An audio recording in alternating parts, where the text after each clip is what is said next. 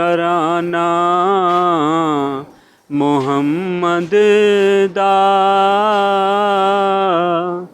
अर्श ते आना जाना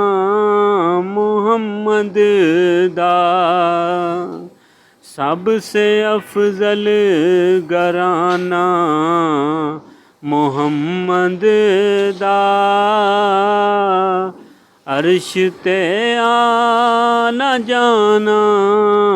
मुहम्मद दा सामने बैठ के रब नाल दीदार कीता सामने बैठ के रब दा दीदार कीता सबसे आला है रुतबा मुहम्मद